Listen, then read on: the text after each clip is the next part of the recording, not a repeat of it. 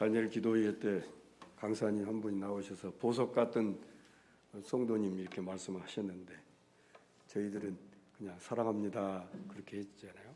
그래서 저도 잘 익숙하지 않아가지고 보석 같은 성도 여러분 인사합시다. 보석 같은 우리 장로님, 권사님, 집사님, 보석 같은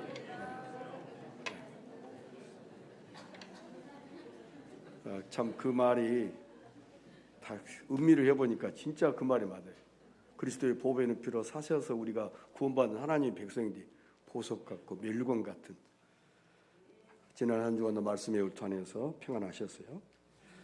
벌써 11월 마지막 주일을 우리가 맞이했습니다. 금년 새해를 시작하면서 새로운 다짐과 결단 혹은 이렇게 금년에 한번 살았으면 하는 그런 말들을 다짐과 헌신을 입을 열어서 말을 했을 것입니다. 내가 입을 열어서 말을 한 것은 우리가 주님께 한 것이기 때문에 지키기 위해서 우리가 얼마나 금년 11개월 동안 노력을 하였는가 하는 것입니다. 왜 그 말이 중요하냐면은 우리가 입을 통해서 물론 마음의 생각까지라도 꿰뚫어 보신 분이 하나님이시에요. 그러나 우리가 입을 열어 말했단 말입니다. 금년 예를 들면 금년에는 주일날 한 번도 안 빠지고 내가 잘 교회에 나오리라. 이런 사람들 혹은 내가 주일날만 오전만 나오니까 오후 예배까지 한번 드려볼 것이다. 또 오후 예배 드리고 수요일밤 안 나는 사람 같으면 수요일밤까지 아니면 새벽 예배로 못 나는 사람은 그래도 달의 첫날은 한번 새벽 예배 한 번이라도 드려봐야 되겠다. 이런 마음들을 하나님이 기억하신다는 거예요. 왜 입을 열어서 우리가 말한 것은 하나님이 기억하시기 때문에 중요한 것입니다. 사사기 11장 34절 36절 말씀을 통해서 특별히 35절의 근간 제목의 말씀은 여호와를 향하여 입을 열었으니 하나님을 향하여 입을 열었으니 이런 말씀의 제목으로 이 시간 하나님 말씀을 전하겠습니다. 입다는 자신의 동료 하나밖에 없는 이제 남자 같으면 이제 독자 그러잖아요. 하나밖에 없는 동료를 향하여 11장 35절에 말합니다. 내가 여호와를 향하여 입을 열었으니 돌이키지 못하고 이게 돌이켜봐. 나는 그랬는데 나 그때 잘못했습니다. 다시 한번 봐주세요. 이렇게 할 수가 없다. 돌이킬 수가 없다는 말이에요. 입다도 그 동료도 자신의 아버지를 향해서 이렇게 말합니다. 36절에 아버지께서 여호와를 향하여 입을 열었으니 아버지 입에서 내 말씀대로 내게 행하소서. 그게 입다도 여호와를 향하여 입을 열었고 그 딸도 아버지가 여호와를 향하여 입을 열었으니 이제 입다가 전쟁이 이기고 돌아오면은 처음 맞이한 사람을 하나님의 번제물로 바친다고 했거든요. 그러니까 그 동료인 딸이 여호와를 향하여 입을 열었으니 입을 열었으니 그대로 나를 번제물로 바치세요. 그런 말을 지금 하고 있단 말입니다. 자, 아버지와 딸은 하나님의 의도를 알지 못한 상태에서 서로가 나눈 대화 속에서 매우 슬픈 장면을 우리가 목격을 합니다. 특별히 이 입다와 그의 딸을 통해서 우리가 깨닫는 것이 있다면 하나님에 대한 말씀의 무지가 이렇게 엄청난 잘못된 어떤 실수라든지 가정에 여러 가지 힘든 슬픔을 가져오게 된다는 사항입니다. 물론 입다나 그의 딸은 하나님 앞에 한번 약속한 것, 또 소원한 것이라든지 그것은 반드시 지켜야 한다는 것은 이런 생각을 지금 갖고 있어요. 입다도 그러고 그의 딸도 이런 생각은 어떻게 본다면은 칭찬할 만한 일이지만은 내용을 본다면은 그 내용은 무지에서 비롯된 것임을 알 수가 있다는 거죠. 자, 입다는 자신의 소원에 근거하여 동료 하나밖에 없는 딸을 번제물로 바치겠다는 것입니다. 그러면 하나님이 과연 사람을 번제물로 바치는 것을 하나님이 좋아하시느냐 이거예요.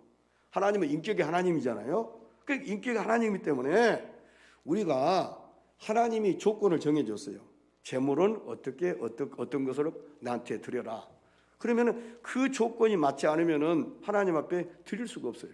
특별히 이제 구약 성경에 보니까 제물 가운데 우리가 하나님 앞에 드릴 때 뭐예요? 흠이 없는 거. 정결하고 깨끗하고 이런 조건이 정해져 있잖아요. 그래 어떤 누리. 그런데 사람을 들여라 성경에 한 바들이 없어요. 그런데 지금 현재 이 딸은 자기 딸을 갖다가 하나님 앞에 번제물로 드리려고 하는 이러한 실수를 지금 어떻게 잘못을 지금 하고 있는 것입니다. 입다와 동료의 사례를 통하여 깨닫는 진리가 있다면은 여호와를 향하여 입을 열 때에 매우 우리가 신중해야 한다는 것입니다. 즉흥적으로 혹은 기분에 따라 말을 하면은 안 된다는 것입니다. 왜냐하면은 내가 즉흥적으로 했다든지 감정에 기분에 따라 말을 했어요. 그래서 하나님 다 듣는단 말입니다. 좋게 했든지 나쁘게 했든지 이러면 내가 전 재산을 내가 하나님 앞에 바쳐서 드리겠습니다. 그러기는 하나님이 들었단 말입니다. 근데 내가 안 해. 야, 너 10년 전에 어떻게 했지 않느냐? 난 그런 일 없는데. 그래? 그러면 하나님이 영상으로 보여주는 거예요. 성령을 통해서 영상을 네가 이렇게 사람들 앞에서 큰 소리 치고. 그러니까 우리가 즉흥적으로나 감정의 기분에 따라서 입을 함부로 열어서는 안 된다는 거예요. 왜? 다 듣고 계시기 때문에. 시편 141편 3절 말씀 보니까 여호와여 내 입에 파수꾼을 세우시고 내 입술의 문을 지키소서. 내 입에 파수꾼을 세워주시고 내 입술에 문을 열었다 닫았다. 우리는 잘 안 되잖아요. 이 연습을 학교에서 배우지를 못하기 때문에. 우리가 입을 열어 말할 때 자신의 생각대로 말하는 것보다도 말씀에 근거하여 말을 해야 한다 하는 것이죠. 입다와 동료는 말씀을 잘 알지 못했기 때문에 하나님의 의도를 알 수 없었습니다. 그 결과 하나님의 의도와 상관없이 오직 자신이 여호와께 소원한 것을 지킨다는 이유로 동료 하나밖에 없는 딸을 번제물로 바치겠다고 하는 것입니다. 그럴 때에 딸도 만약에 아버지가 그랬다 하면은 딸도 조금 성경을 안다면은 아버지 내가 직접 그렇게 번제물을 안 드려도 내게 보면은 은 30세겔로 바칠 수가 있어요. 그런데 이걸 몰랐던 거죠. 쉽게 말하면. 말씀할 겁니다만은. 그러면 입다에 대한 이야기가 11장에 소개돼요. 1장 1절부터 11장 1절부터 소개됩니다. 입다가 사사로 쓰임을 받잖아요. 그러면 사사께 등장하는 사사들이 몇 명이 등장하냐면은 12명의 사사들이 등장을 해요. 그 12명의 사사들이 등장한데 이 입다는 8번째 쓰임받는 사사로 쓰임받는 소개하고 있습니다. 이 사사라는 의미는 재판하다, 다스리다, 통치하다 이런 뜻이에요. 재판, 다스리고 통치하다 이런 뜻으로서 지팡이를 가진 사람 이런 의미가 있습니다. 그러면 사사들이 하는 일이 크게 세 가지가 있어요. 첫째로 이스라엘 백성을 재판하는 일입니다. 재판하는 일. 두 번째로는 이스라엘 백성들을 우상 숭배로부터 돌이키게 하고 오직 하나님만을 섬기도록 하는 일이 사사들이 할 일이고, 셋째는 대적들을 물리치는 일이 사사들의 몫이었습니다. 그러면 이와 같은 사사의 엄청난 직책이 있는데, 그러면 그냥 하나님 내가 사사로 쓰임받고 싶습니다 한다고 해서 되느냐? 아닙니다. 사사를 임명하는 분은 오로지 유일하신 하나님 한 분입니다. 하나님께서 말씀합니다. 그러면 사사가 될 수 있는 조건이나 이런 것들이 있느냐? 직업이나 혈통이나 가문이나 그 사사로 쓰임받은 데 영향을 끼치느냐? 전혀 아닙니다. 왜냐하면 하나님이 사사를 세우시고 그 손에 붙이시면 승리하는 겁니다. 아무리 가문이 좁고 똑똑해도 하나님이 그 손에 붙이지 않는다면 100번 전쟁을 해도 100번 지는 겁니다. 다윗이 하나님이 모든 전쟁에 이겼잖아요. 하나님이 다윗의 손에 전쟁에 이길 수 있는 그의 손에 붙였기 때문에 다윗이 이긴 겁니다. 오늘 우리에게도 마찬가지예요. 자, 입다의 이름의 의미가 어떤 뜻이냐면은 그가 열다. 입다란 이름의 의미는 그가 열다, 여호와께서 열 것이다. 그가 열다, 여호와께서 열 것이다. 아멘. 홍해바다를 가르시고 여리고성을 무너뜨린 여호와께서 열 것이다. 하나님께서 하실 것이다 이 말이에요. 그의 이름의 의미대로 본다면 입다는 믿음의 사람이에요. 왜? 히브리서 11장에 믿음의 사람 계보에 입다가 소개되고 있습니다. 자, 11장 9절에 여호와께서 그들을 내게 주시며, 이 말은 이스라엘 대적자들을 하나님이 내게 주시며, 11장 11절에도 입다가 미스바에서 자기 딸을 다 여호와 앞에 아뢰니라. 그의 고백과 삶이 증명하고 있어요. 그러니까 그만큼 하나님을 믿고 신뢰하는 믿음이 입다가 어때요? 전쟁에 나가서 뭐 돌아오면은 누가 그 전에 그렇게 입다는 믿음의 사람으로 어때요? 다듬어져 있는 그런 영적 상태를 우리가 볼 수가 있습니다. 입다는 길앗 사람입니다. 길앗은 요셉의 아들 므낫세의 자손이고 그의 거주지는 사해와 갈릴 사이에 요단 동편 있습니다. 입다는 큰 용사라고 11장 1절에 소개하고 있습니다. 큰 용사는 강하다, 힘이 있다 그런 뜻이에요. 강하다, 힘이 있다는 뜻입니다. 자, 길앗이 기생에서 낳은 아들을 갖다가 오늘 소개하는 입다입니다. 근데 길앗의 아내도 아들들 낳았어요. 그런데 이 가정에 이제 문제가 생겼어요. 그러니까 아마 자식을 길앗이 빨리 얻지를 못해서 기생에게 먼저 입다가 태어난 것이 아닌가 또 생각도 해봐요. 우리들은. 왜냐하면은 나중에 본처에서 낳은 자식들이 입다를 쫓아내요. 왜냐하면은 기생으로부터 낳은 아들이 우리 아버지 재산을 물려받을 것 같으니까 아예 재산을 한 푼도 안 주려고 너 천하게 태어났으니까 그리고 형제간들 힘을 합쳐서 입다를 추방시켜버립니다. 어떻게 입다는 어떻게 보면은 내가 태어나고 싶은 것, 내가 기생 엄마에게 태어나고 싶은 것도 아닌데 왜 내가 태어나가지고 이런 서러움을 당해야 하면서 입다의 입장에서는 굉장히 슬픈 이 상황을 만나게 됩니다. 자, 기생이 낳은 입다는 형제들을 피하여 어디서 사냐면 11장 3절을 보니까 돕당에 거주하였습니다. 얼마 후 암몬 자손이 이스라엘을 치러 왔습니다. 11장 4절에 보니까 또 그때의 길앗 장로들이 돕당에 있는 입다를 찾아가 우리의 장관이 되어달라고 11장 5절 6절에 부탁을 하고 있습니다. 입다는 자신을 찾아온 길앗 장로들에게 이렇게 말합니다. 11장 7절입니다.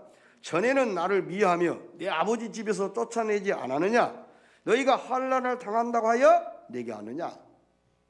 그때는 너희들이 힘을 합쳐서 나를 추방시킨 일에 힘을 실었던 사람들이 지금 이제 좀 나라가 힘들고 어려운 상황이 되니까 나한테 지금 도와달라고 그렇게 뻔뻔하게 말할 수 있느냐 이거 말이야. 길앗 장로들은 입다에게 이렇게 말합니다. 8절이죠. 우리가 당신을 찾아온 것은 우리와 함께 가서 암몬 자손과 싸우게 하려 합니다. 그리하면 당신이 우리 길앗 모든 주민의 머리가 될 것이다. 장관, 우두머리가 될 것이다 하는 것입니다. 입다는 길앗 장로들에게 다짐을 받습니다. 9절입니다. 내가 암몬 자손과 싸울 때 만일 여호와께서 그들을 내게 주시면 내게 붙여주시면 내게 넘겨주시면 내가 과연 너희의 머리가 되겠느냐? 다짐을 하잖아요. 소원하잖아요. 왜냐하면 언약을 하잖아요. 장로들이 길앗 장로 찾아와서 입다를 아쉬우니까 야 너희 와서 우리 우둔머리가 되라. 그러니까 진짜 그 말이 맞소? 그러니까 그러면 내가 이 전쟁에서 대적들을 무르치면은 진짜 내가 당신들의 머리가 되느냐 할 때 그렇다니까요. 이렇게 지금 이제 장로들과 의논을 이야기하고 있잖아요. 10절에 보니까 여호와는 우리 사이의 증인이시니 당신의 말대로 우리가 그렇게 행하겠다 이렇게 표현합니다. 자, 길앗 백성들이 입다를 자신들의 머리로 삼겠다는 것입니다.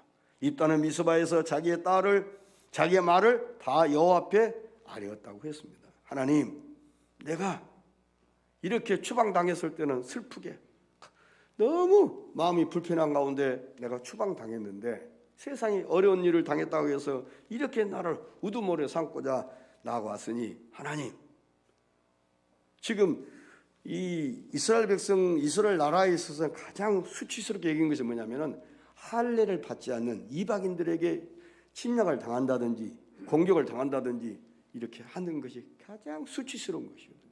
하나님, 그래도 나를 이렇게 나도 한때 거기서 오래 살다가 이렇게 왔지만은 하나님, 그래도 이방인이 이렇게 우리나라를 이렇게 침략하고 괴롭게 힘들게 한 것은 참아 볼 수가 없습니다. 하나님이 내 손에 붙이시면 내가 이 전쟁에 내가 참여하겠습니다. 그런 것을 하나님께 아뢰었다고 말씀했습니다.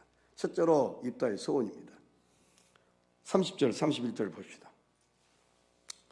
입다의 소원 30절, 31절 다 같이 읽습니다. 그가 여호와께 소원하여 가로되 주께서 과연 암몬 자손을 내 손에 붙이시며 내가 암몬 자손에게 평안히 돌아올 때에 누구든지 내 집 문 앞서 나와서 나를 영접하는 그는 여호와께 돌릴 것이니 내가 그를 번제로 드리겠나이다 하니라. 아멘. 그러니까 암몬 자손을 내 손에 넘겨주시며 그를 번제물로 드리겠다고 했습니다. 입다는 대적 암몬 자손을 치러 갈 때 여호와께 소원을 합니다. 그의 소원은 당시 문화 속에 이해돼야 합니다. 무슨 말인가니 다윗이 전쟁에서 이제 승리하고 돌아왔어요.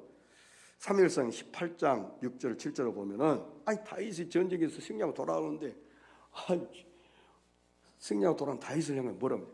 사울은 천천히요 다윗은 만만이다.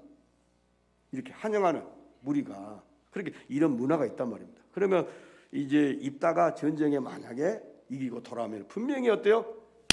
이스라엘 사람들이 자기 그 길라 사람들 나와서 입다의 승리를 축하하기 위해서 사람들이 몰려올 거란 말입니다. 그때 제일 앞서서 맞이한 사람을 누구든지 아내가 됐든 딸이 됐든 누구든지 번제물을 드리겠습니다. 그렇게 소원했단 말입니다.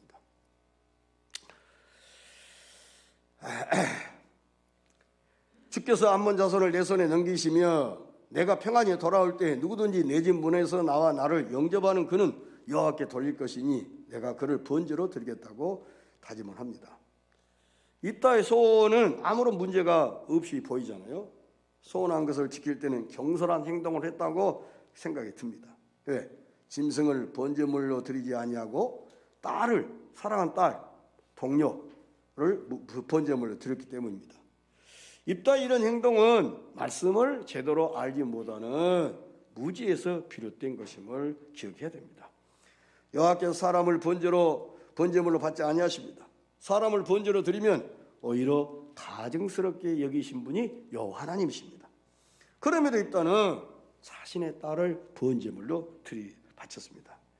이것은 말씀에 대한 무지가 오늘날 이렇게 우리의 삶을 때로는 불편하게 하고 짜증스럽게 만드는 경우가 있음을 우리가 다시 한번 기억할 때 말씀을 바로 아님이 말씀을 바로 알고 이해함이 얼마나 아름다운가 생각해 봅니다.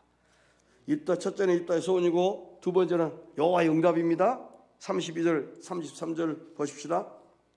같이 읽습니다. 이 입다가 암몬 자손에게 이르러 그들과 싸우더니 여호와께서 그들을 그의 손에 넘겨주시매 아로엘에서부터 민닛에 이르기까지 20성읍을 치고 또 아벨 그라민까지 매우 크게 무찌르니 이에 암몬 자손이 이스라엘 자손 앞에 항복하였더라. 아멘. 자, 하나님께서 입다를 도구로 쓰시잖아요. 그러나 여기서 우리가 자칫 그의 소원을 했기 때문에 쓴 것이 아니잖아요. 그의 믿음 때문에 하나님이 이 전쟁을 내 손에 붙여서 승리하게 하시면 그랬잖아요. 그래서 이것은 입다의 믿음이지 소원이 먼저가 아니다는 겁니다. 입다가 대적 암몬 자손과 싸울 때 우리 주님께서는 그들을 입다의 손에 붙여 넘겨주었습니다. 그래서 드디어 암몬 자손은 이스라엘 백성들 앞에 어때요? 항복, 무릎을 꿇었습니다. 입다가 승리하여 미스바의 자기 집에 이를 때에 그의 딸이 소고를 잡고 춤을 추면서 아버지를 영접합니다. 이제 이 입다의 무남 동료란 말입니다. 자, 그 말씀이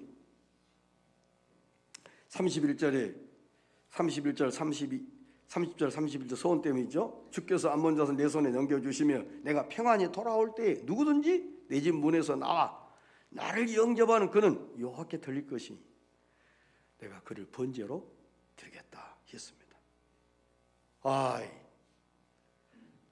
하나님께서 하나밖에 없는 딸을 다른 사람이 종이라든지 시녀든지 뭐 이렇게 왔으면 하나밖에 없는 딸이 제일 즐거워서 춤을 추고 소고를 치고 춤을 추면 아버지를 환영하니까 입다가 하나님 앞에 소원한 것도 있잖아요. 그럼 입다의 반응을 한번 보자고요. 여기서 우리가 중요한 것은 하나님 앞에 약속 소원한 것은 어때요? 소원해가 될지라도 뭐라고 했어요? 소원해가 될지라도 지키라 지키지 말라 지키라 지키지 말라. 아니 손해가 되는데요. 자기 딸을 번제물로 드리는데요. 근데 약속을 지키잖아요.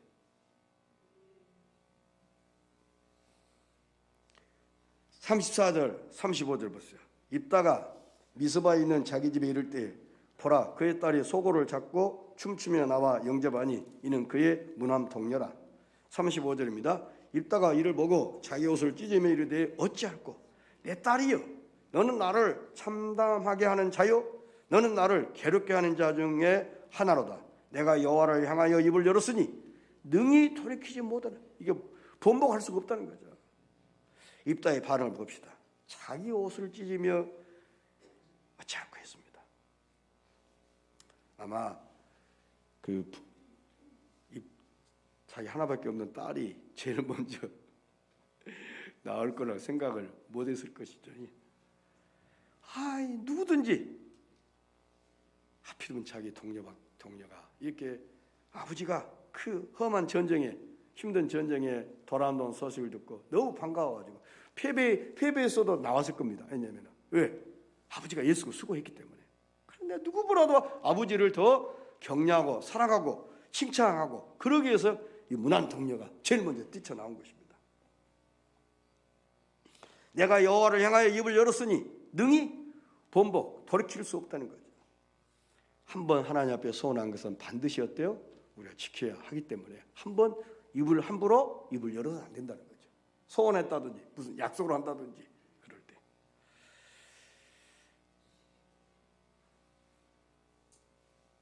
사랑하는 성도 여러분, 금년대지에 한 달 남게 됐습니다.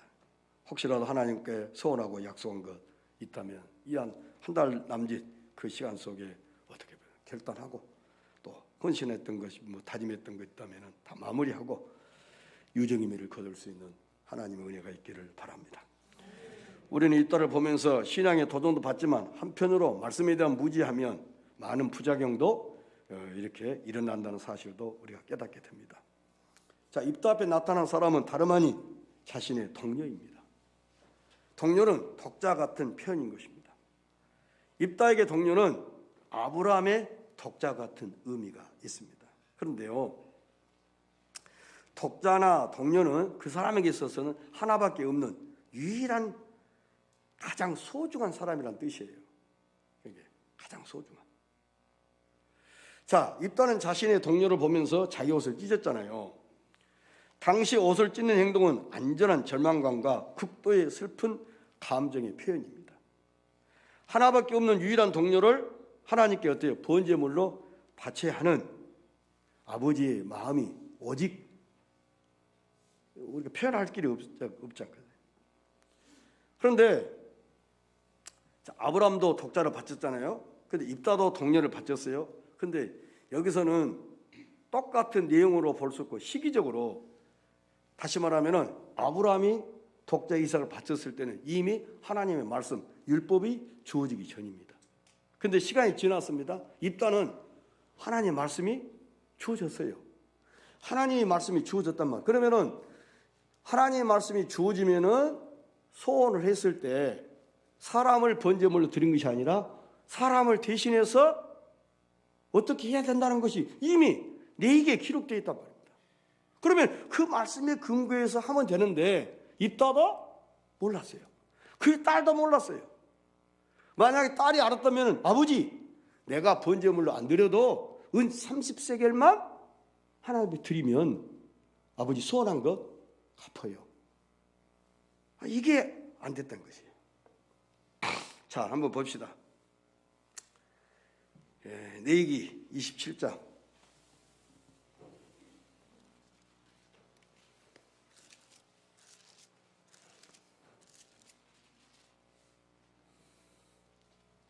(4절) 보십시다. 다 볼 수는 없고요. 여자이며 그 값을 30세겔로 하며, 딱 답이 나왔잖아요. 이 아브라함은 독자를 이삭을 바쳤을 때는 이미 말씀이 주어지게 안 했어요. 율법이 안 주어졌단 말이에요. 모세 오경이 안 주어졌어요. 그런데 이 딸은 시간이 지났어요. 그러면은 똑같은 말씀인데도 불구하고 적용이 달라야 돼. 적용이 달라야 돼. 그런데 이걸 지금 발견하지 못하고 있는 거예요. 알지 못하고 있는 거예요. 은 30세겔로 자기 무남 동료 딸을 대신해서 대체하면 되는 것입니다. 입다는 사람을 직접 번제물로 드리는 것이 하나님이 원하는 것으로 값으로 정하여 드리며 된다는 사실을 레위기 27장 4절에 있는 말씀을 몰랐기 때문에 자기 하나밖에 없는 동료를 제물로 하나님 앞에 바친 것입니다. 여호와께서는 사람을 번제물로 받지 않습니다. 왜냐하면 사람을 번제물로 드리는 행위를 오히려 가정스럽게 여깁니다. 신명기 18장 9절로 12절에 있는 말씀 한번 볼까 참고해 봅시다.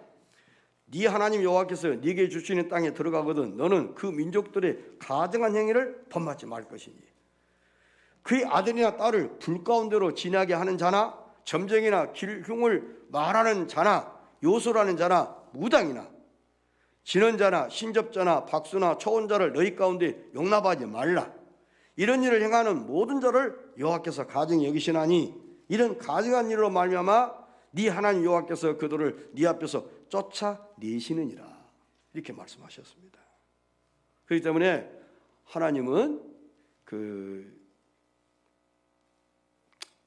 우상 숭배하는 사람들이 자기 자식들을 막 드리고 바치고 그래요.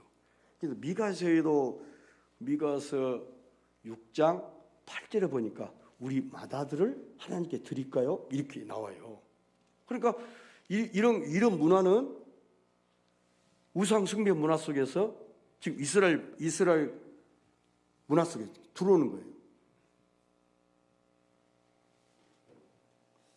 자, 입다가 소원했고 하나님은 응답하셨고 입다가 반응을 했고 그의 딸을 반응을 한번 보십시다. 입을 여섰으니 이렇게 말합니다. 36절 딸이 그에게 이르되 나의 아버지여 아버지께서 여호와를 향하여 입을 여섰으니 하나님을 향하여 말을 했으니 이 말입니다. 아버지 입에서 내 말씀대로 내게 행하소서. 이는 여호와께서 아버지를 위하여 아버지의 대적 암몬 자손에게 온수를 갚으셨습니다 하니라. 그러니까 이제 그 무남 동료는 이렇게 생각이 들어요. 아버지가 하나님 앞에 소원을 했는데 내가 그것도 모르고 이제 제일 먼저 뛰어나왔습니다. 그러니까 하나님이 이렇게 우리 아버지가 무슨 그런 실력이 독특하고 뭐 전쟁에 100번 나가서 이기고 그 권력 같은 사람이 아니었거든. 근데 이것은 누가 생각해도 하나님이 입다 손에 붙여서 전쟁에 이기게 하셨다는 것을 그 딸이 인정을 하고 이렇게까지 하셨으니까 나라도 하나님의 번제물로 드리는 것이 하나님 앞에 어떤 믿음의 어떤 행위가 아닌가 이렇게 그 입다 딸도 받아들인 것 같아요. 그래도 잘못된 거잖아요. 딸이 아버지가 한 말을 들어봅시오. 아버지께서 여호와를 향하여 입을 여셨으니 아버지 입에서 내 말씀대로 내게 행하소서. 이 부분만 본다면은 아주 그 입다의 딸이 보통 효녀가 아니에요. 보통이에요. 그런데 이 딸도 레위기 27장 4절에 있는 말씀을 어때요? 몰랐잖아요. 알았다면은 아버지 수업하시고 이 말씀에 근거해서 이렇게 하시면 됩니다. 할 수 있었어요. 근데 그것까지 못했어요. 그렇기 때문에 우리가 입다나 그의 딸의 그 이런 사례를 통해서 볼 때 하나님 말씀에 대한 무지가 때로는 우리 삶을 아주 부적절하고 힘들게 하는 고통스럽게 하는 그런 경우도 있다는 사실을 기억하시고 정말 말씀을 바로 알고 바로 이해하고 깨닫는 이런 은혜가 여러분에게 충만하기를 바랍니다. 말씀을 정리하겠습니다. 입다는 자신의 동료를 향하여 분명히 말한 내가 여호와를 향하여 입을 열었으니 능히 돌이키지 못하리라. 입다의 딸도 자신의 아버지를 향하여 이렇게 말해요. 아버지께서 여호와를 향하여 입을 여셨으니 아버지 입에서 네 말씀대로 내게 행하소서. 자, 입다와 그의 딸의 사례에서 깨닫는 진리가 있다면은 말씀을 잘 알지 못한다면은 반드시 하나님 앞에 소원한 것은 어떻게든지 지켜야 된다는 것입니다. 그러나 그 지키는 과정에 생각지 못한 부작용이 일어났잖아요. 자기 딸을 번제물로 바쳐야 되기 때문에. 이런 모습이 우리가 신앙이 좋다고 하고 그렇게 우리는 받아들여야 안 될 거예요. 오늘날 그리스도인들은 입술에 권세가 있습니다. 입을 열어 말할 때 신중해야 됩니다. 말씀을 이해하지 못한 상태에서 입을 열어 말하는 것은 매우 위험한 것입니다. 입다와 그의 동료 사례에서 이런 이미 확인된 바가 있기 때문입니다. 입다는 여호와를 향하여 입을 열었으니 행해야 한다고 하였고 입다의 딸도 우리 아버지께서 여호와를 향하여 입을 여셨으니 반드시 그 약속을 지켜야 한다고 이렇게 이야기하는 겁니다. 여호와를 향하여 입을 열었으니 이를 행해야 한다는 것은 당연한 것이라고 입다도 그렇게 생각하고 그의 딸도 생각하는 것입니다. 이런 사실들이 말씀을 제대로 알지 못한 것 때문이고 결국은 그의 딸을 죽음으로 제물로 바치게 되는 것입니다. 입다와 그의 딸은 여호와를 향하는 믿음은 좋았지만 말씀과 상관없는 행동을 행하고 있습니다. 말씀의 무지가 이렇게 우리의 삶에 부적절하고 또는 고통스럽게 하고 있다는 것을 기억합니다. 말씀에 대한 무지가 자신의 의도 상관없이 잘못된 행동을 할 수 있다는 것과 이 일에는 우리가 헛수고할 수 있으며 또 우리의 삶에 부작용이 일어날 수 있음을 오늘 좋은 사례로 우리가 배우게 됐고 깨닫게 되었습니다. 사랑하는 성도 여러분, 말씀의 가르침을 받고 있다는 것 자체만으로 우리는 복을 누리고 있음을 기억하십시다. 갈라디아서 6장 6절 말씀에 가르침을 받는 자는 말씀을 가르치는 자와 모든 좋은 것을 함께하라고 했습니다. 가르치는 자는 가르치는 자와 가르쳐주는 자와 좋은 것을 함께하여 그렇게 될 때 하나님의 뜻을 이루게 되는 것입니다. 사랑 복된 성도 여러분, 왜 말씀을 우리가 알아야 되냐 이 말입니다. 말씀을 바로 알지 못하면 엉뚱한 삶을 우리가 살게 되고 또 하나님을 향하여 입을 열어 말할 때 엉뚱한 말, 아무 쓸모없는 비생산적인 말을 우리 입을 통해서 하게 되는 것입니다. 입다는 말씀의 무지로 동료를 바쳤습니다. 입다의 딸은 말씀의 무지로 아버지가 소원한 것을 지키라고 강요까지 하고 있습니다. 아버지와 딸의 상황을 보면서 안타까운 일이 아닐 수가 없잖아요. 레위기 27장 4절에 여자면 은 30세겔로 대체하면 되는 거예요. 이렇게도 하나님의 말씀을 주셨는데도 불구하고 이런 말씀에 대한 무지함이 엉뚱한 생각과 엉뚱한 판단과 엉뚱한 결단을 통해서 우리 신앙생활이나 가정에 힘들고 어려워. 만약 여러분 가정에 하나밖에 없는 자식이 있는데 무엇을 어떻게 약속을 해버렸어. 하나님 이거 해주시면 내 자식이라도 하나님 드리겠습니다. 이거 얼마나 이게 잘못된 거냔 말이에요. 그래서 말씀에 대한 무지가 이렇게 하기 때문에 항상 우리가 내 입술에 파수꾼을 세워주옵소서. 내 입을 지켜달라고. 참 가슴에 와닿는 말씀이 아닙니까?